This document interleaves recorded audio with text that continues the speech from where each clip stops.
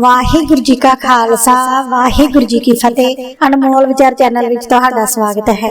अपनी अज दी वीडियो उन्हां दे लई है जो बहुत ज्यादा सोचदे ने, जो अपने भविख दी चिंता करदे ने, अपने बच्चों दे भविख दी चिंता करदे आ कि की बनेगा। कई तां इत्थों तक बोझ पा लैंदे आ कि मेरे तो बाद मेरे घर परिवार दा की बनेगा। कई औरतां ते मर्द अजिहे ने जो अपने मन विच यही सोचदे आ कि जे मैं हां ये घर गृहस्थी चल रही है, मेरे तो बाद की होवेगा। ਅਤੇ ਉਹ ਨਿੱਕੀਆਂ ਨਿੱਕੀਆਂ ਗੱਲਾਂ ਦੀ ਟੈਨਸ਼ਨ ਲੈਂਦੇ ਰਹਿੰਦੇ ਨੇ, ਮਨ ਉੱਤੇ ਬੋਝ ਰੱਖਦੇ ਨੇ ਅਤੇ ਇਸੇ ਬੋਝ ਦੇ ਚੱਲਦਿਆਂ ਹੋਇਆਂ ਆਪਣੇ ਸਰੀਰ ਨੂੰ ਕਈ ਤਰ੍ਹਾਂ ਦੀਆਂ ਬਿਮਾਰੀਆਂ ਲਗਾ ਲੈਂਦੇ ਨੇ। ਪਰ ਕਰਨ ਕਰਾਉਣ ਵਾਲਾ ਮੇਰਾ ਮਾਲਕ ਆ। ਆਪਣਾ ਕੰਮ ਸਿਰਫ ਉਦਮ ਕਰਨਾ ਹੈ, ਮਿਹਨਤ ਕਰਨਾ ਹੈ। साडी कीती हुई मेहनत नूं फल मेरे मालक ने लाउणा है। साडी सब दी रोजी रोटी मेरे मालक दे हथ विच आ, उसने लिख के भेजी आ।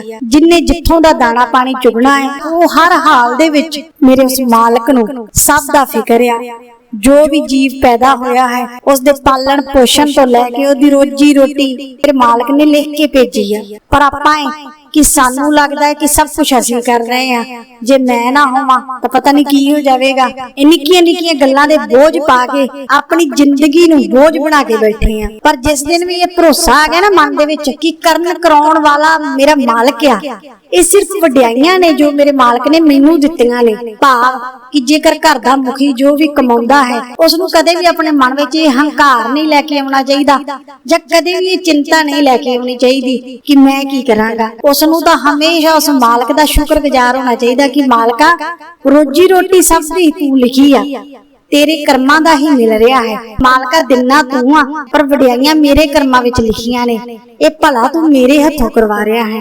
पर आपां इस गल नूं नहीं समझदे। आपां तां खुद ही करता धरता बन के बैठ जाने आ। असीं तां सब यही सोचदे आ कि जो भी कर रहा हां मैं कर रहा हां। ते कई मनुक्खां नूं इस गल दा मन विच हंकार आ जांदा है कि मेरे तो बिना घर दा कोई भी काम नहीं हो सकदा। कई मनुख इस मैं दे चलदिआं ईर्खा दे विच आ जांदे ने, पर आपां इह भुल जन्ने आ कि जो मेरे नाल हो रहा है वो भी मेरे वाहिगुरु अकाल पुरख जी कर रहे ने। जो अते जिस नाल असीं ईर्खा कर रहे हैं उस दे सिर दे उत्ते भी मेरे मालक दा हथ आ, वो भी मालक दीआं दित्तियां होईयां दातां ही वरत रहा है। इस करके आपां किसी भी मनुख नाल ईर्खा नहीं करदे, आपां सिद्धी उस वाहिगुरु अकाल पुरख जी दे नाल ईर्खा करदे आ। ते मेरे पातशाह ने सानू ईर्खा हंकार अते चिंता तो दूर रहण लई किहा है। अते तिन्ने ही चीजां साडे अंदर दी मैं नाल जुड़ियां होईयां ने। जिथे मैं आउंदी आ उत्थे तिन्ने चीजां आ जांदियां ने। उत्थे हंकार भी हुंदा है, उत्थे चिंता भी हुंदी आ अते उत्थे ईर्खा भी हुंदी आ। किस तरह कि आ चीज मैं ही कर रहा हां, इस चीज दा हंकार, इस चीज नूं मैं किंज प्राप्त करांगा, किस तरह ये काम करांगा, ये चिंता दी निशानी होगी। अते जदों कोई साडे नालों वध कर लैंदा है तां असीं कहने आ कि इसने मेरे नालों वध क्यों कीता। इत्थे भी साडी मैं अगे आ जांदी आ कि मैं क्यों पिछे रवां, ये मेरे नालों अगे क्यों लंघ गया। कहण तो भाव कि ये सारे दुखां दी जड़ मैं है, पर मेरे वाहिगुरु अकाल पुरख जी ने इस मैं तो हमेशा दूर रहण लई किहा है। इदां ही कहंदे सतवें पातशाह जी दे समय दी गल आ कि एक सिख ਉਹ ਮੇਰੇ सतवें पातशाह दे कोल आया ते आके कहन लगा कि पातशाह कि मेरा बड़ा भरा अकाल चलाने कर गया है अते उस दे घर परिवार दी जिम्मेवारी भी मेरे सिर ते आ गई है। तां कि कहन लगा कि पातशाह ये जिम्मेवारी मैं किंज उठावांगा। मैनू बहुत चिंता है कि मैं अपने भरा दे परिवार दा पालन पोषण किंज करांगा। पातशाह ने बड़ा समझाया कि भाई सिखा ये रोजी रोटी उस मालक दे हथ विच आ, ये सिर्फ वड्याइयां इंसान नूं दित्तियां ने। रोजी रोटी उसने लिखी है, उन्हें आपे कोई ना कोई हीला वसीला कर देना है। पर वो मनुख ना हटिया, वार वार चिंता जताउण लगा। पातशाह ने समझा बुझा के घर भेजिया, पर कुछ कुछ दिनों बाद फिर आ गया अते फिर कहन लगा कि पातशाह मैनू दिन रात अपने परिवार दी चिंता लगी रहिंदी आ कि की बनेगा की होवेगा साडे नाल। तां पातशाह ने मन विच सोचिया कि इसने इस तरह नहीं समझना कि इसने प्रैक्टिकली करके दिखाउणा पैना है। पातशाह ने एक चिट्ठी लिखी है ते वो चिट्ठी लिख के उस मनुख नूं दे दित्ती अते कहा कि ये तू काबल दे एक सिख नूं दे के आउणी आ, तेरी सारी चिंता दा हल हो जाएगा, तेरियां सारियां मुश्किलां दा हल तैनूं उत्थे काबल जाके मिलेगा। ते कहंदे ओ मनुख वो चिट्ठी लैके काबल रवाना हो गया। जाके जिस सिख नूं पातशाह ने हुक्म दिता सी कि उस सिख नूं चिट्ठी देनी आ उस कोल पहुंचा, वो चिट्ठी उस सिख नूं दे दित्ती। जद उस सिख ने वो चिट्ठी खोली अते उस चिट्ठी दे विच लिखिया होया सी कि जो भी चिट्ठी लैके आवेगा इस नूं अपने कोल 6 महीने तक रखना है। जे प्यार नाल रवेगा तां भी ठीक है, जे प्यार नाल नहीं रवेगा तो चाहे जोर जबरदस्ती करके रखियो, पर इस नूं 6 महीने अपने पास रखना है। उस सिख ने वो चिट्ठी लियाउण वाले सिख नूं दस्सिया कि भाई पुरखा ये चिट्ठी मेरी नहीं है, ये चिट्ठी तेरे करके आई आ, तेनू इत्थे रहण दा हुक्म दिता गया है। तां कहंदे ओ मनुख कहण लगा कि मेरे तो बिना तो मेरे घर परिवार दा घड़ी पल नहीं सकदा, मैं इत्थे किस तरह रह सकदा हां। वो होर ज्यादा चिंता दे विच फस गया। वो सोचण लगा कि मैं तां पातशाह कोल अपनी चिंता दा हल लैण गया सा, पर पातशाह ने ते मेरी चिंता होर वधा दित्ती। हुण मेरे घर परिवार दा की बनेगा? पर हुण पातशाह दा हुक्म सी, मनना पैना सी। जे ना मन्नेगा तां जोर जबरदस्ती होवेगी। इस करके वो उत्थे 6 महीनਿਆਂ ਦੇ ਲਈ रुक गया, पर हर वेले चिंता करदा रहिंदा, हर वेले मन दे उत्ते ही बोझ कि मेरे घर परिवार दा की बनेगा। उन्हां समयां दे विच सिर्फ चिट्ठी पत्र लिखे जांदे सन।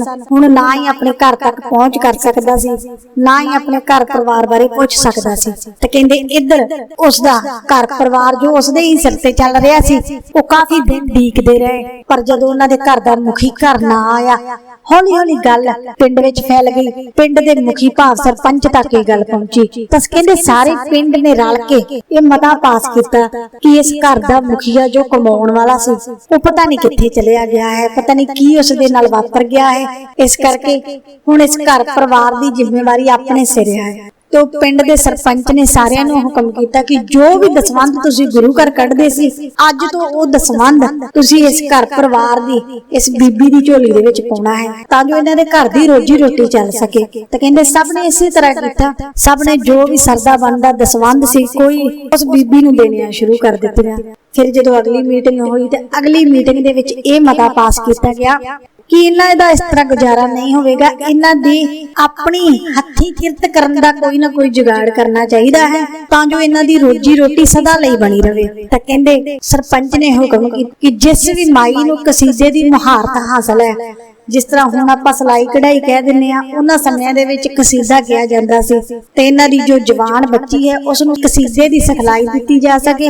अते सिखलाई तो बाद सारे पिंड वासियां नूं बेनती कर दित्ती गई कि जिसने भी कसीदा करवाउणा है, जो भी सिलाई बुनाई करवाउणी है, वो इस बच्ची तो करवावे। अते नाल ही एक सिख खड़ा होया, उसदा कामकार काफी चंगा सी। उसने सरपंच अगे बेनती कीती कि सरपंच जी मेरा कामकार वधिया है, मैनू 2 बंदियां दी लोड़ है, ते मैं चाहना हां कि इस घर दे जो 2 बेटे जवान ने कामकार कर सकते ने, वो दोवें बेटे मेरे पास आके नौकरी करन। ते इस तरह उस 2 बेटियां नूं नौकरी मिल गई। वो बेटी ने भी थोड़े ही दिनां दे विच कसीदा भाव की सिलाई कढ़ाई सीख लई। वो बच्ची भी सिलाई कढ़ाई सीख के कमाई करन लगी। उधर 2 बच्चे जिन्हां नूं एक सिख ने अपने घर नौकरी दे दित्ती सी, वो भी कमाई करन लगे। तो उस घर परिवार दी अगे नालों भी स्थिति बड़ी वधिया हो गई, खुला पैसा आउण लगा।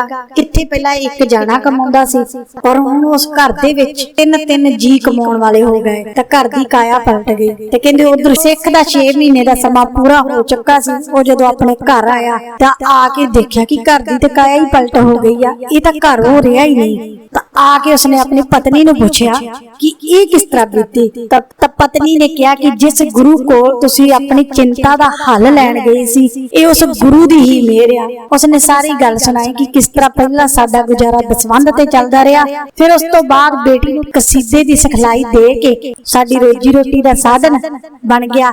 उस तो बाद 2 बच्चियां नूं भी नौकरी मिल गई। ते कहंदे ओ सिख हाथ जोड़ के उस वाहिगुरू अकाल पुरख जी दा शुकराना करन लगा अते माफी मंगन लगा कि पातशाह मैं तां सोच रहा सी कि जो करना है मैं करना है, मैं ये गल भुल गया सी कि करन कराउण वाला मेरा मालक आ। सानू तां सिर्फ उस मालक ने जिम्मेवारियां ते वडियाईयां सौंपियां ने, साडे हत्थों भला कराउणा लिखिया है। तो उस मालक दा कोटन कोट शुकराना करन लगा। इस करके साडा काम है उस वाहिगुरू अकाल पुरख जी दा नाम जपना अते मालक दे दित्ते होए सिद्धांत दे उत्ते चलना। जिंदगी दे विच कदी आलस नहीं रखना, उद्यम करना है, मेहनत करनी है। उस मेहनत दा फल मेरे वाहिगुरू अकाल पुरख जी ने देना है।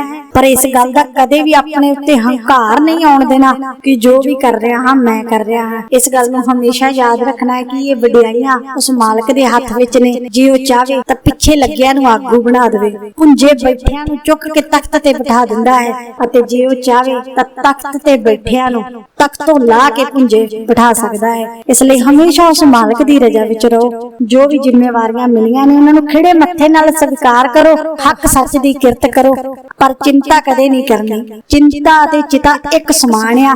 ਚਿੰਤਾ ਸਿਰਫ ਸਾਨੂੰ ਸਰੀਰਕ ਬਿਮਾਰੀਆਂ ਦੇ ਸਕਦੀ ਆ, ਹੋਰ ਅਸੀਂ ਚਿੰਤਾ ਤੋਂ ਕੁਝ ਵੀ ਨਹੀਂ ਲੈ ਸਕਦੇ। ਜਿੰਨੀ ਮਰਜ਼ੀ ਚਿੰਤਾ ਕਰ ਲਓ, ਜਿੰਨਾ ਮਰਜ਼ੀ ਸੋਚ ਵਿਚਾਰ ਕਰ ਲਓ, ਸੋਚਿਆਂ ਚਿੰਤਾ ਕੀਤਿਆਂ ਕੁਝ ਨਹੀਂ ਹੋਣਾ। ਜੋ ਵੀ ਹੋਣਾ ਹੈ ਉਦਮ ਕੀਤਿਆਂ ਹੋਣਾ ਹੈ ਅਤੇ ਉਸ ਮਾਲਕ ਦੀ ਮਿਹਰ ਦੇ ਸਦਕਾ ਹੋਣਾ ਹੈ। ਇਸ ਗੱਲ ਨੂੰ ਹਮੇਸ਼ਾ ਯਾਦ ਰੱਖੋ। ਇਸ ਲਈ ਹੱਕ ਸੱਚ ਦੀ ਕਿਰਤ ਕਰੋ, ਉਦਮ ਕਰੋ, ਮਿਹਨਤ ਕਰੋ। ਤੁਹਾਡੀ ਮਿਹਨਤ ਨੂੰ ਫਲ ਮੇਰੇ ਵਾਹਿਗੁਰੂ ਅਕਾਲ ਪੁਰਖ ਜੀ ਨੇ ਦੇਣਾ ਹੈ।